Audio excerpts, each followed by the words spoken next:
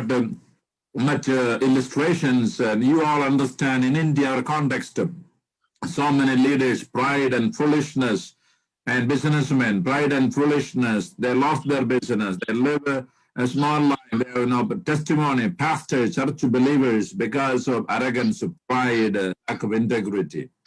मेरे प्रियो, आप जानते हैं कि हमारे भारत जैसे हालातों में, संदर्भ में बहुत से राजाओं का जिक्र आता है, बहुत से अगुओं का जिक्र आता है, व्यवसायिक लोगों का जिक्र आता है, पासवानों की बात करी जाए, बहुत अच्छे लोग थे, लेकिन कहीं ना कहीं उनके जीवन में जब घमंड आया, अहंकार आया, मूर्खता की बातें पाई गई, तो उनका पतन हो गया।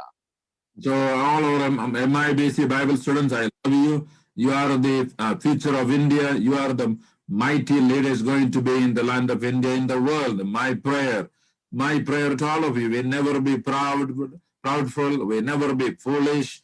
We always trust to win, we walk humbly. And that's my prayer for all of us. मेरे तमाम प्रिय भाई बहन जो आज की शाम जुड़े हैं, MIBC के विद्यार्थीगण, आप सबों से बड़ा प्यार करता हूं और मैं सभी से यही कहता हूं कि जब भी आप अपने जीवन में आगे बढ़ें, नम्रता के साथ, दीनता के साथ, प्रार्थना के स्वभाव के साथ आप आगे बढ़ें। कभी भी ऐसी बातों को आप अपने जीवन में ना आने दें। But this body, this flesh, where we want to be arrogant and angry and proud and foolish, this is the way the body. But unless we are led by the Holy Spirit, Lord, it is difficult to live and please God. मेरे प्रिय, जो हमारा शरीर है, जो हमारा मांस है, ये हमेशा यही चाहता है कि हम घमंड में, अहंकार में हम जीवन को बिताएं। ये जब तक आप पवित्र आत्मा के द्वारा नहीं चलते, तब तक हम सबों के लिए काफी मुश्किल हो जाता है कि हम शरीर की बातों को ना मानकर, घमंड से दूर रहकर, मूर्खता की बातों से दूर कर हम आगे बढ़ें। Let's examine this king, the verse 1 and 2. We read there, please read, Pastor, verse 1 and 2. The king of Susa. Yeah. Pastor. Esther chapter 1, verses 1 and 2. Or George, somebody read it for me. Sandeep, are you there?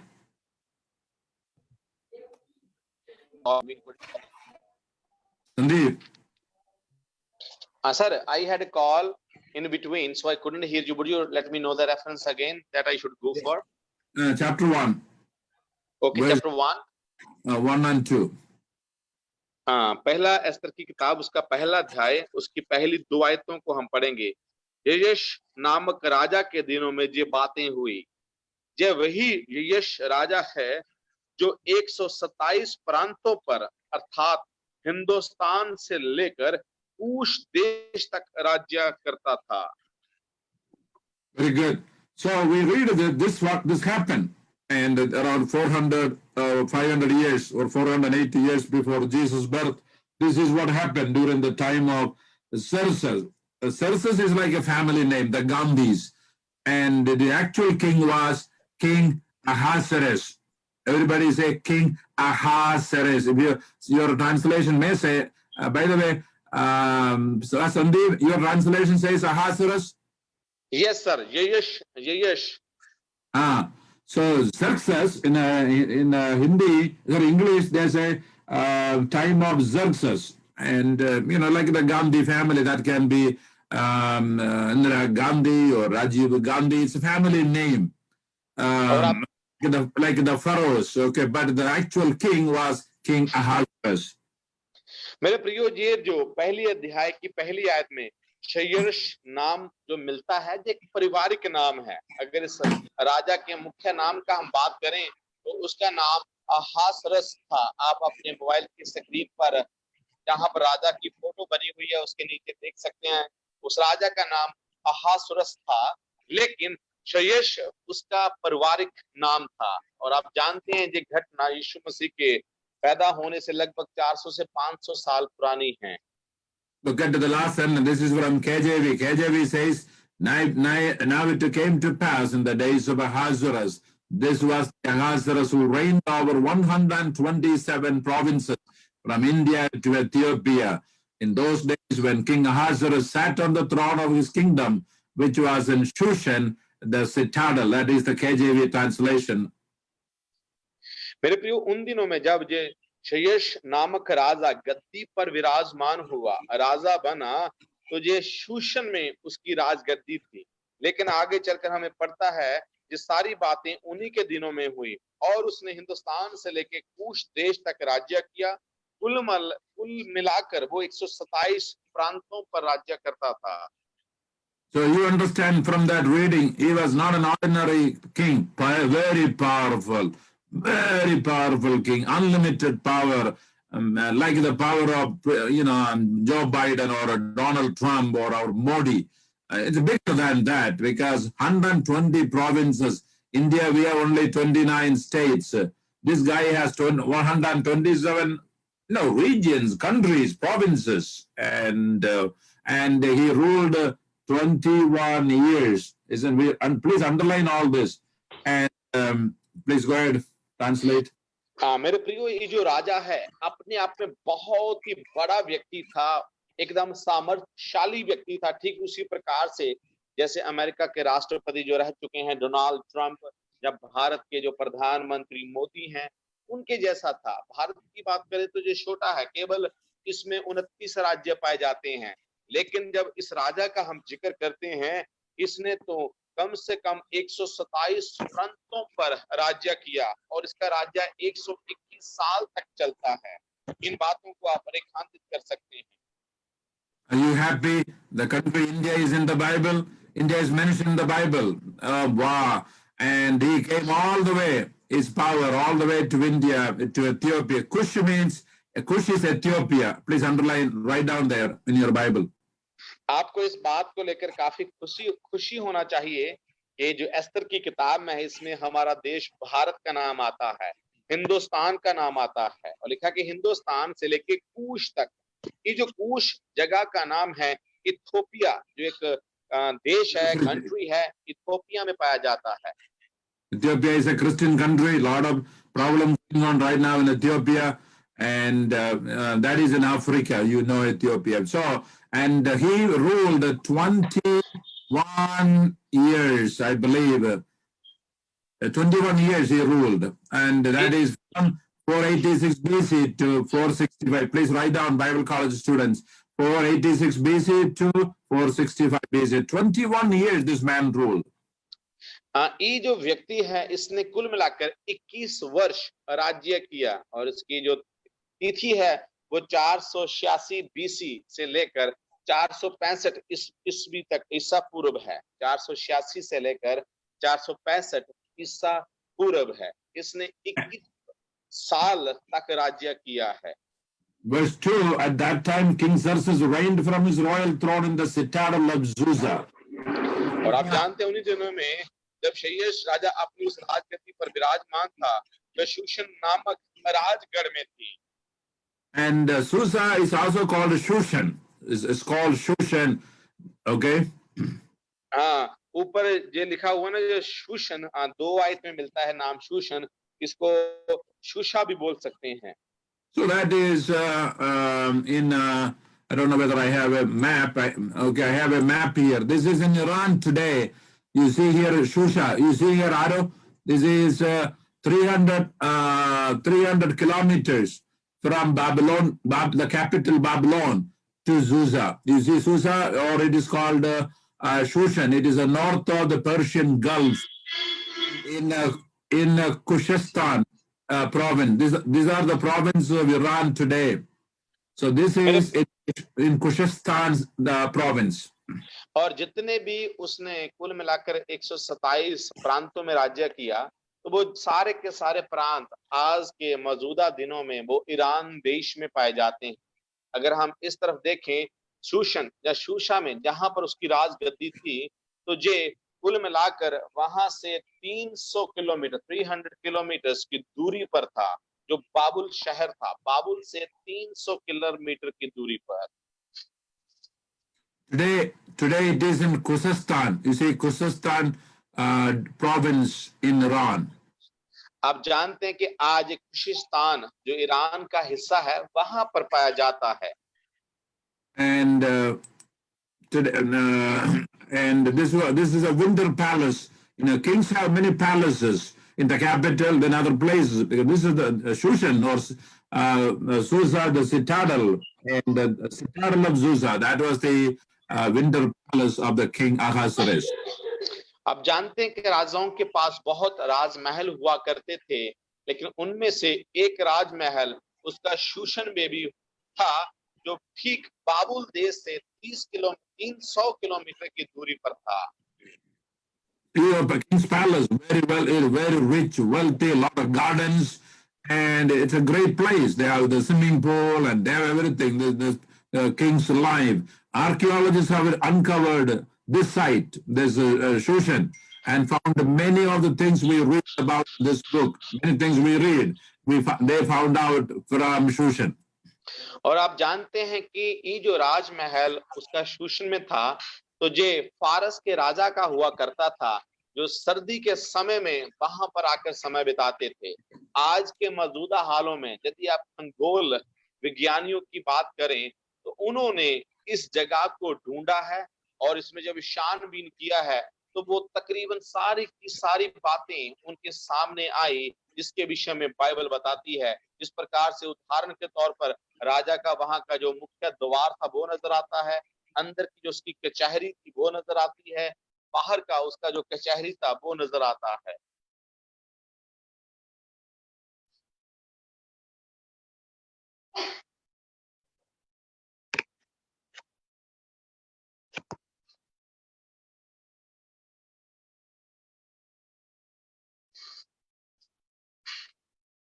भाभी, I cannot hear Saji sir. Sir गायब हो गया।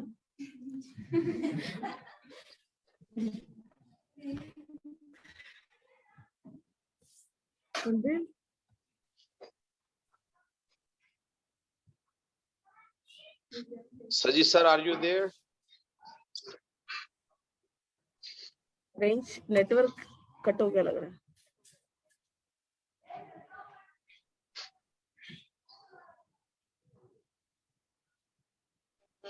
Solo? Just wait for a few more minutes. Yes, he says sir will be back. मेरी आवाज आ रही?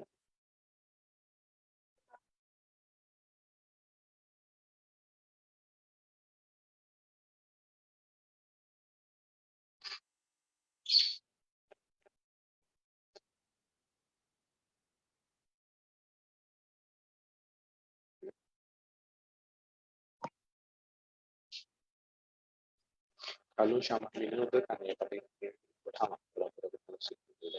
sorry for that. And my computer shut down. Sir, please unmute yourself. Yes. Yeah. Thank you. I'm very sorry. Apologize. And so now verse 2, we read, at that time King Xerxes reigned, Ahasuerus reigned from his royal throne in the citadel of Susa, and the third year of his reign, the third year of his reign, he gave a banquet. Now you see a lot of banquets here. And that's what the kings do. I mean, a lot of parties, okay? Next, we are talking 3 to 9, the party, various parties in the palace, okay, or in Persia, okay? और इस राजा के विषय में हमें मिलता है, दूसरी आयत में पढ़ते हैं, तो ये राजा जब अपनी गद्दी पर विराजमान होता, जो शूशन नामक राजगढ़ में थी, तो वहीं उसके राज्य के तीसरे ही वर्ष में हम पाते हैं कि उसने एक बड़े भोज को दिया है, बड़ा पार्टी वो देता है। और उससे आगे चलकर 9 आयत तक जब हम पढ़ते हैं, बहुत सारे ऐसे बड़े बड़े महान भोज उसने बहुत सारे हाकिमों के लिए, प्रधानों के लिए, बड़े बड़े लोगों के लिए उसने दिए। Yeah, he has the money and he has the power. Everybody will come. When Trump invites or Modi invites, everybody want to come. All the officials, same way. He gave a banquet, and for all his nobles, officials, the military leaders of Persia and Media, and the princes, the nobles of the provinces were present. This is showing his power. And so that his enemies even will be afraid about his power, like our Republic Day parade in New Delhi. आप जानते हैं राजा बड़ा व्यक्ति था, बहुत आयत के साथ, उसके पास बहुत पैसा था, प्रभाव था, लोग उसके साथ थे। तो इसीलिए वो बार-बार समय-समय पर ऐसे बड़े-बड़े भोज दिया करता था। जब भी किसी को बुलाता था तो लोग उसके डर के कारण भी उसके पास आते थे।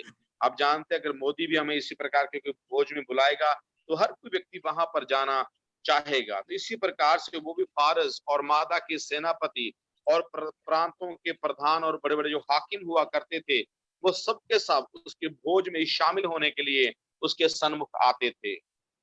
Very important. This banquet was given for nobles, underlying nobles, officials, military leaders of Persia and Media, and the princes and the nobles of the provinces were present. This is a big party. आप जान सकते हैं 3 आयत में मिलता है कि ये भोज बहुत बड़ा था। उसने ये बहुत बड़ा भोज हाकिमों के लिए, कर्मचारियों के लिए, फारस और मादा के सेनापतियों के लिए और प्रांत-प्रांत के जितने भी प्रधान और हाकिम थे, सबके लिए उसने भोज का इंतजाम किया। तो इसलिए ये बहुत महाभोज था। Bible students, make sure underline, okay? In your underline on the Bible. So we see at least 10 banquets in this book, at least 10 banquets.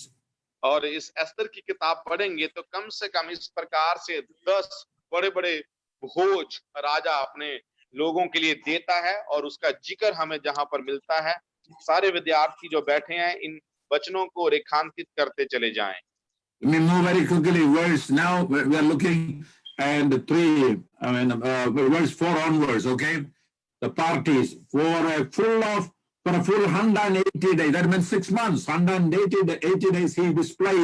King displayed the vast wealth of his kingdom and the splendor, glory of his majesty. 3 things underline: vast wealth of his kingdom, the splendor, and the glory of his majesty. He is displayed for our Republic Days only 2 hours or 3 hours display. But this was but 6 months, my friends. 4 आयत में देखिए जरा ध्यान से, मैं उन्हें बहुत दिन तक वर्ण 180 दिन तक, 180 कितने दिन बनते हैं? 6 महीने, अपने राजसी वैभव का धन और अपने महात्म्य के अनमोल पदार्थों को दिखाता रहा।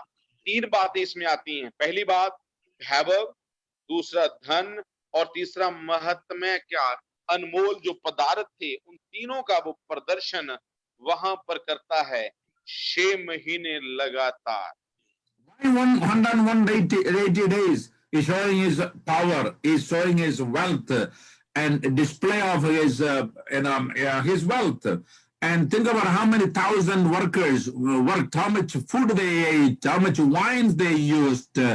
And when you have this kind of party, drinking and dancing, all foolishness things will take place. And even one evening party in India, party takes place somewhere. Think about what are things going to happen. See here, 180 days. एक बार थोड़ा सा कल्पना करके देखिए, 180 दिन यानी कि पूरे 6 महीने तक आप अंदाजा लगा सकते हैं कितने बड़े-बड़े लोग उसके पास आए होंगे, कितना खाना उनके लिए इंतजाम किया गया होगा, कितना दाख मधु उन लोगों ने पिया होगा। आज भी हमारे देश में जब भी ऐसी बड़ी-बड़ी पार्टियां होती हैं तो ऐसी चीजों का वहां पर प्रदर्शनी होती है, चीजें देखने को मिलती है।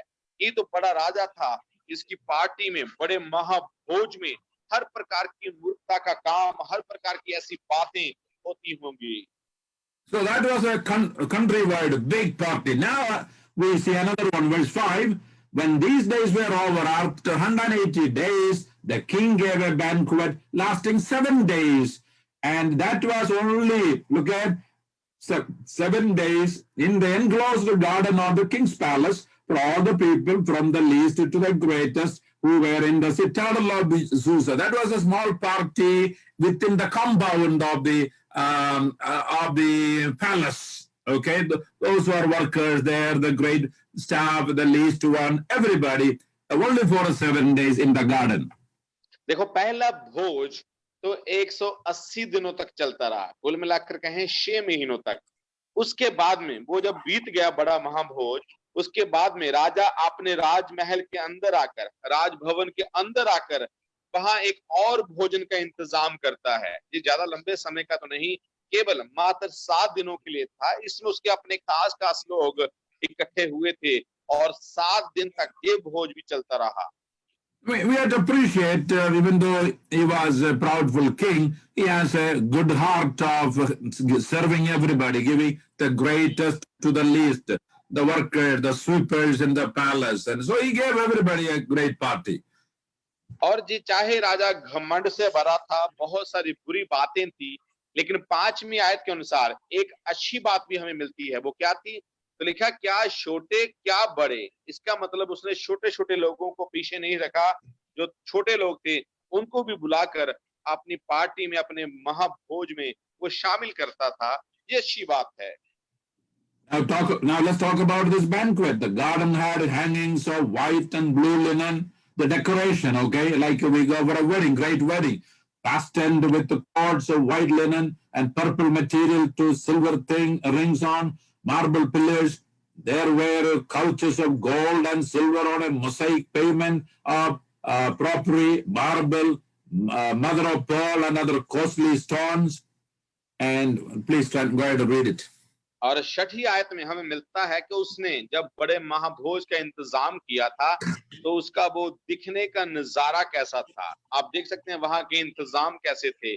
6ठी आयत में लिखा है वहां के पर्दे श्वेत और नीले सूत के थे और सन और बैंगनी रंग की डोरियों से चांदी के शल्लों में संगमरमर के खंभों से लगे हुए थे और वहां की चौकियां सोने चांदी की थी और लाल और श्वेत और पीले और काले संगमरमर के बने हुए फर्श पर धरी हुई थी। Wine was, verse 7, wine was served in goblets of gold, not in our Rajasthan chota glass. You know, India, we get a little chaya and so in a small, a little bit, and Sandeep, and we can drink it in one sip.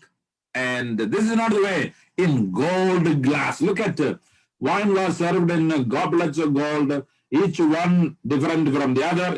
Listen, very unique. The royal wine, not an ordinary wine.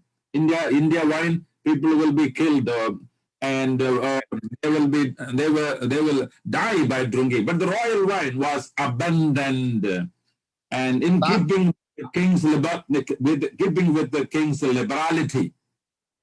और जहां पर 7वीं आयत में राजा की खुल दिली के विषय में मिलता, वो कितना उदारभावी राजा था। लिखा है 7 आयत में उस भोज में राजा के योग्य दाख मधु भिन्न भिन्न रूप के सोने के पात्रों में डालकर राजा की उदारता से बहुत तायत के साथ पिलाया जाता था। मेरे प्रियो जी, ऐसा नहीं है जैसे राजस्थान हरियाणा में छोटा सा गिलास दे देते हैं, उसमें छोटा सा चाय डाल के पिला देते हैं तो काम चल गया। लेकिन जहां पर सोने के बड़े बड़े पात्र थे और उसमें खुलदिली से उदारता से पिलाया जाता था। That's why when I come to Jodhpur or Ambala, I want to have 2-3 glasses of chai. इसलिए जब मैं जोधपुर और अंबाला आता हूं तो मेरा दिल कहता है कि बड़े बड़े 2-3 गिलास भर कर चाय के पी लिए जाएं। Unless I go to Pastor Raju Thomas' house, then I get like this. Look at my glass here. This is a big one. भाई राजू थॉमस के पास जाता हूं तो बड़ी चाय मैं पीता हूं। मेरे पास एक गिलास आपने देखा बहुत बड़ा है।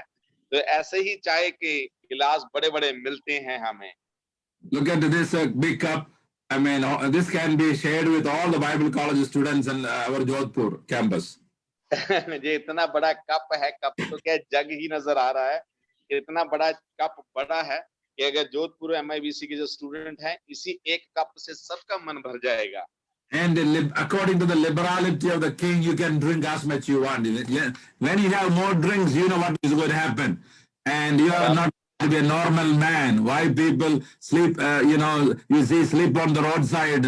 Many they have beautiful house, but they are on the roadside because they have lost their normal mind. They don't speak normally. आप जानते हैं कि राजा की उदारता के कारण बहुताई से वो दाख मधु पिलाया जाता था। आज भी पता है आपको शादियों में या पार्टियों में क्या होता है, जहां कहीं थोड़ा सा खुल दिली से ये चीजें मिलती हैं तो पीने के बाद में होता क्या है, बड़े बड़े अमीर घरानों के लोग भी जिनके बहुत अच्छे से घर हैं वो भी आपको रोड के किनारों पर गिरे हुए मिलेंगे। By the king's command, each guest was allowed to drink with no restrictions. The king instructed all the wine stewards to serve each man what he wished. Verse 8.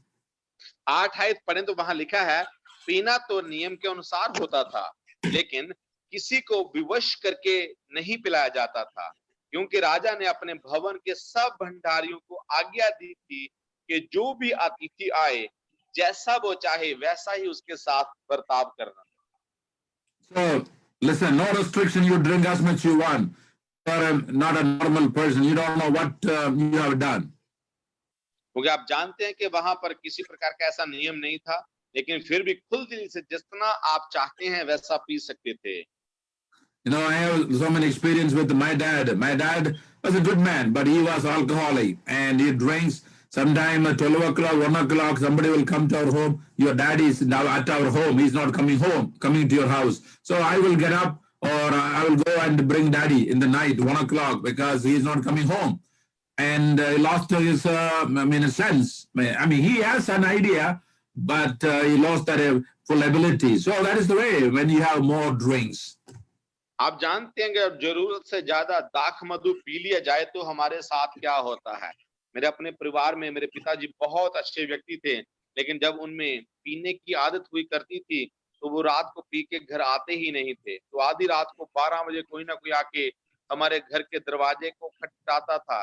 कहते हैं जी आपके पिताजी वहां पर हैं, उन्होंने पी रखा है, वो घर नहीं आ पा रहे, इस बाग में वो योग्य नहीं कि चलकर स्वयं घर तक पहुंचे।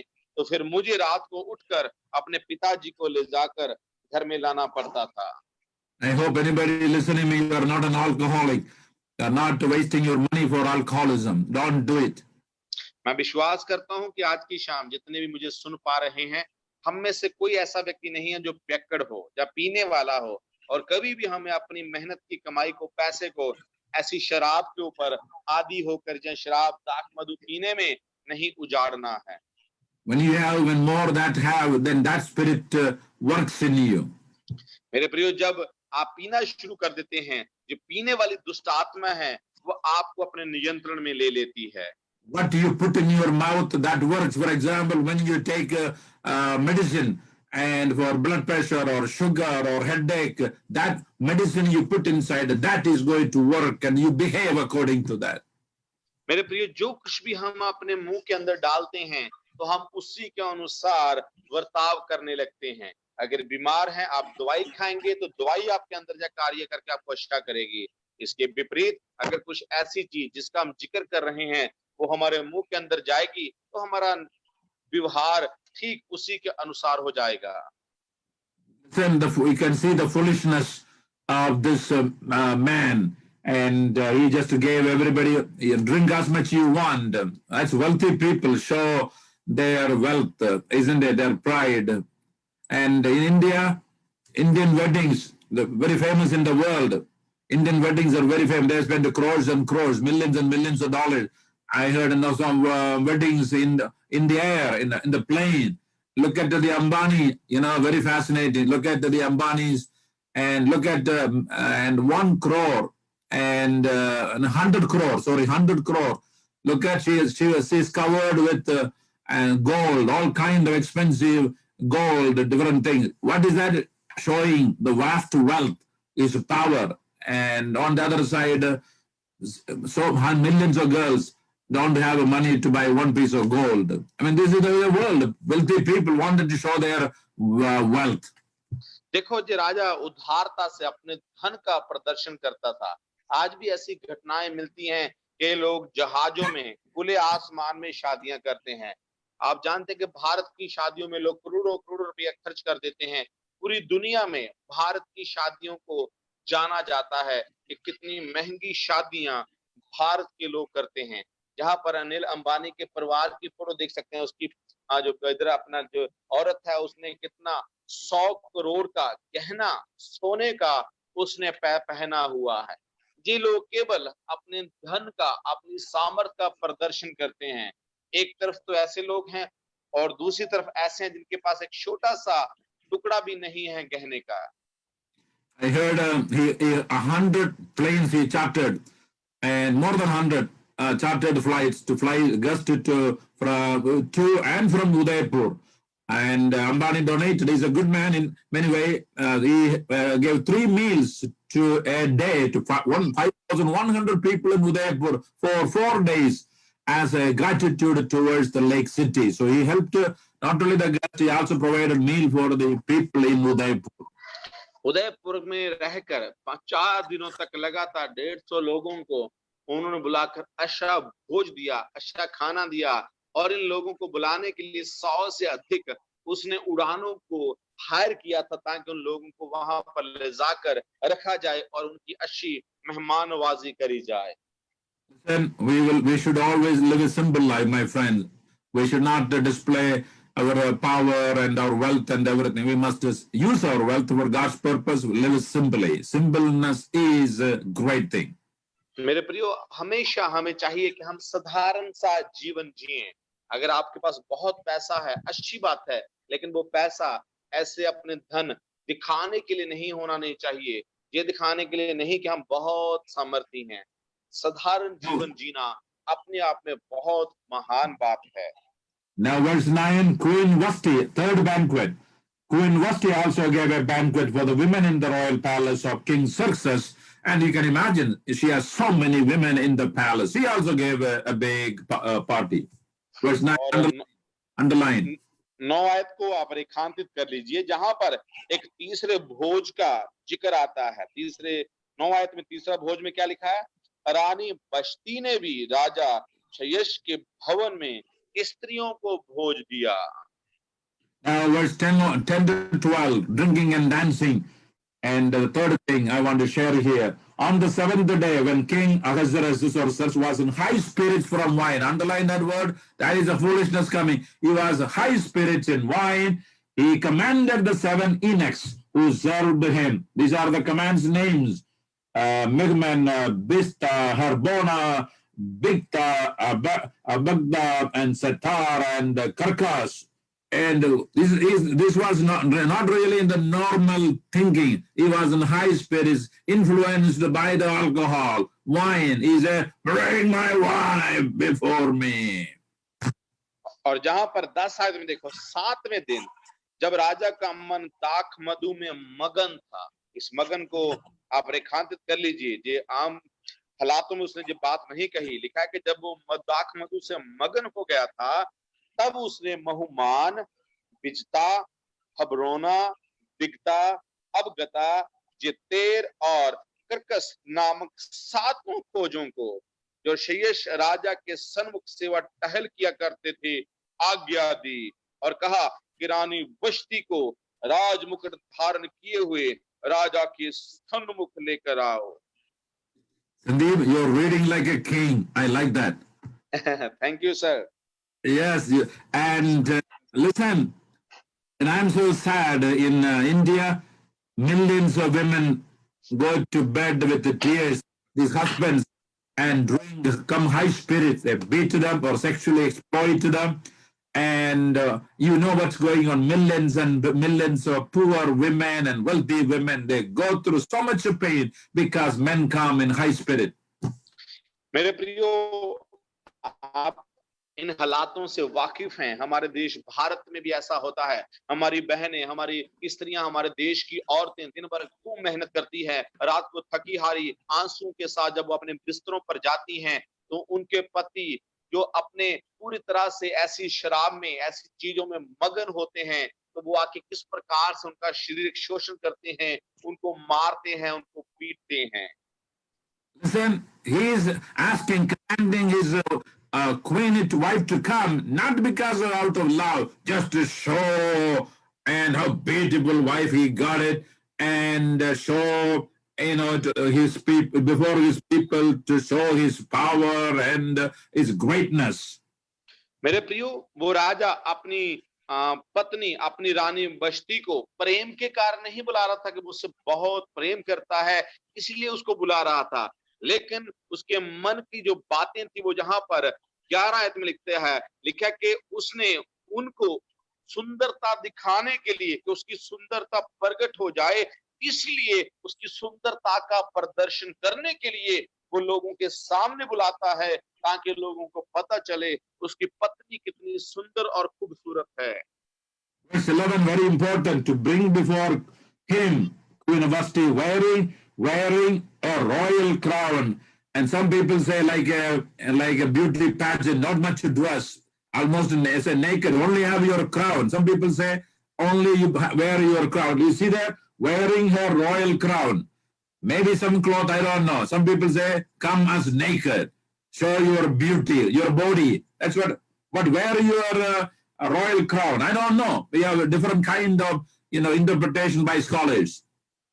और जहां पर लिखा है कि वो ये कहता है कि रानी को एक मुकुट, जो राज मुकुट था, उसको धारण करके लेकर आया जाए।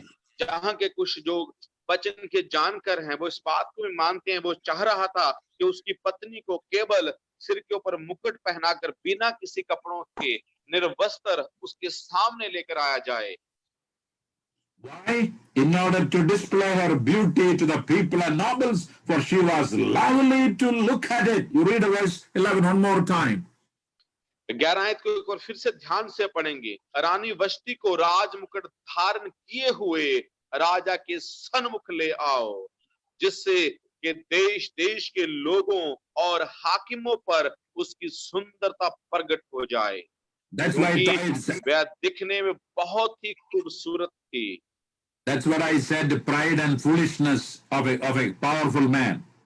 इसीलिए मैंने शुरुआत में बोला था, इतना बड़ा व्यक्ति है, जो राजा इतना सामर्थ्यशाली है, लेकिन उसके जीवन में घमंड और मूर्खता की बातें भरी पड़ी। So many pastors, so many Christians all live like a foolish and an arrogant way. A lot of ways they, show their power and pride and arrogance. मेरे प्रियो, आज बहुत से सेवक लोग भी ऐसे हैं, दुनिया में बहुत से ऐसे विश्वासी भी हैं जो अपने जीवन में घमंड और मूर्खता में जीते हैं, यही दिखाने के लिए कि वो कितने बड़े व्यक्ति हैं। But we all of us know God's hand is behind all this. God's name is not mentioned because God is preparing a way for Esther, this orphan girl, to become queen, to deliver the Jewish people. The whole story is deliverance, redemption of the Jewish people. आप इस कहानी को अच्छी तरह से जानते हैं। इस कहानी का सार यही है कि परमेश्वर अपने लोगों का, यहूदियों का वहां से छुटकारा करवाना चाहता था, उनको आजाद करना चाहता था। भले ही हमें एस्तर की किताब में परमेश्वर शब्द कहीं ना मिलता हो, लेकिन फिर भी परमेश्वर पर्दे के पीछे रहकर अपने लोगों के लिए इंतजाम कर रहा था। एस्तर को वहां पर रानी बनाने के लिए इंतजाम कर रहा था। All of you need to know, this is not a simple story. It is an actual story happened in Persia. मेरे प्रियो, ये कोई काल्पनिक घटना नहीं है, काल्पनिक कहानी नहीं है, लेकिन ये वास्तविक सच्ची घटना है जो फारस में घटती है। Listen, look at, never a queen disobey. Listen, she has no authority to disobey. Well, but when the attendants delivered the king's command, the queen Vashti refused to come. Underline, that's a big here in the chapter 1. The queen refused to come. देखिए कि 12 आयत में खोजों के द्वारा राजा की ये आज्ञा पाकर रानी वष्टी ने आने से इनकार कर दिया। She can be executed immediately when a king, anyone, his wife disobey in front of all the people. Immediately he has the authority in that time completely execute her. मेरे प्रियो, जो 12 आयत में मिलता है कि उसने इनकार कर दिया, जहां पर राजा को पूरा अधिकार था कि अगर कोई भी उसकी आज्ञा का पालन ना करे तो तुरंत उसको मौत के घाट उतार दिया जाए। रानी को भी मौत के घाट उतारा जा सकता था, उतारना जाना था, लेकिन बावजूद इसके कि उसने राजा की बात को नहीं माना और वहां पर आने से इनकार कर दिया। What happened? Then the queen became furious and burned with anger. नतीजे फलस्वरूप हुआ क्या? लिखा कि इस पर राजा बड़े क्रोध से जल उठा। Now listen, friends, and 13 onwards, I'm going to go very quickly. And so what happened? Now he is asking for wisdom, what to do. And just to read it, there is a guy, Memucan, just to read very quickly, 13 onwards, Pastor. Pastor Memucan मुमकिन No, है no, तो yeah, you read it, Pastor Sandeep. Sir 13 to Read. I will tell you where to stop. Okay 13 आयत को हम जल्दी से आगे पढ़ेंगे। तब राजा ने समय समय का भेद जानने वाले पंडितों से पूछा। राजा तो नीति और न्याय के सब ज्ञानियों से ऐसा ही किया करता था। उसके पास दर्शना, शितार, अदमाता, तर्शीश, मेरेस, मरसना, ममुकान नामक फारस और मादा के 7 प्रधान थे जो राजा का दर्शन करते और राज्य के मुख्य मुख्य पदों पर नियुक्त किए गए थे। राजा ने पूछा। No, you're right. In this critical condition, he invited the experts. What I have to do it, and when the high spirit he was over, and now normal thinking, and he's asking the expert, what should I do? And these are not ordinary people; these are experts. Experts. We read there of law and justice. Verse 30. Experts in the matters of law and justice. Okay, keep reading. हाँ, देखिए जहां पर बड़े बड़े प्रधानों को, पंडितों को बुलाकर पूछता है कि मेरी पत्नी ने ऐसा किया है, अब उसके साथ क्या किया जाए। राजा पहले तो पूरा मगन था, लेकिन जैसे ही उसने पत्नी ने उसकी बात नहीं मानी तो सारी पी हुई उतर गई। 15 में लिखा है, राजा ने पूछा। रानी बश्ती ने राजा शेयश को फौजों द्वारा दिलाई हुई आज्ञा का उल्लंघन किया है, तो नीति के अनुसार उसके साथ क्या किया जाए। तब ममुकान ने राजा और हाकिमों की उपस्थिति में उत्तर दिया। रानी बश्ती ने जो अनुचित किया है वह न केवल राजा से परंतु सब हाकिमों से और उन सब देश के लोगों से भी जो राजा शेयश के सब प्रांतों में रहते हैं। क्योंकि रानी ने This man Memucan, there are so many leaders, but Memucan, one of the key advisors, but he did not give the kind advice. He only gave more heat to the problem. And ये जो 16 आयत में उसका एक पंडित है, उसका सलाहकार जिसका नाम है ममुकान, बहुत सारे सलाहकारों के पंडितों के नाम का जिक्र है। Underline Memucan, everybody. और जितने भी हैं 13 आयत में जो ममुकान व्यक्ति का नाम आता है, इसको रेखांकित कर लीजिए। ये उसके सलाहकारों में से एक था, उसके पंडितों में से एक था।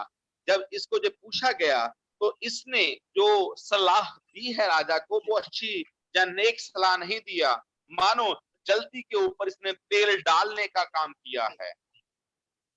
And he was not really favoring the queen, but he is making it as a huge problem. देखो जहां पर ये रानी बश्ती के हक में नहीं खड़ा हुआ, परंतु छोटी सी बात को बढ़ा दिया, जल्दी के ऊपर तेल डाल दिया और बड़ी समस्या को वहां पर खड़ा कर देता है। Please read 17 onwards. Did you read it? 17 onwards? No, 17 17। क्योंकि रानी ने इस काम की चर्चा सब स्त्रियों में, क्योंकि रानी के इस काम की चर्चा सब स्त्रियों में होगी, और जब ये कहा जाएगा राजा शेयश ने रानी वश्ती को अपने सामने आने की आज्ञा दी परंतु वह ना आई, तब वह भी अपने पति को तुच्छ समझेंगी। आज के दिन फारसी और मादी हाकिमों की स्त्रियां जिन्होंने रानी की ये बात सुनी है, वह भी राजा के सब हाकिमों से ऐसा ही कहने लगेंगी। इस प्रकार what Memucan saying, because of this Vashti's queen's action, now the women are not going to respect their husbands. There will be a disrespect and discord in the country, king. That is verse 18. And her action was not good, totally wrong. This creates problem in the kingdom. ममूनकन ने राजा से कहा कि जो काम तेरी पत्नी ने, रानी ने किया है वो ठीक नहीं है। आज के बाद जहां जहां उसकी बात की चर्चा होगी, वहां पर हमारी पत्नियां, हमारी रानी भी हमारी बात को नहीं मानेगी। और ये बात कहकर उसने इस मुद्दे को बहुत हवा दे दी। So he is asking to pass a decree, an edict to remove her and look for somebody else. Let's please very quickly read it, 19 onwards. और 19 आयत में लिखा कि उसने एक मता पास कर दिया। वो क्या था? यदि राजा को स्वीकार हो तो ये आज्ञा निकाले और फारसियों और मादियों के कानून में लिखी भी जाएं, जिससे कभी बदल ना सके कि रानी बश्ती राजा शेयश के सन्मुख फिर कभी ना आने पाए। और राजा पटरानी का पद, Underline that sentence. Vashti is never again to enter the presence of King Sirs. Underline, please.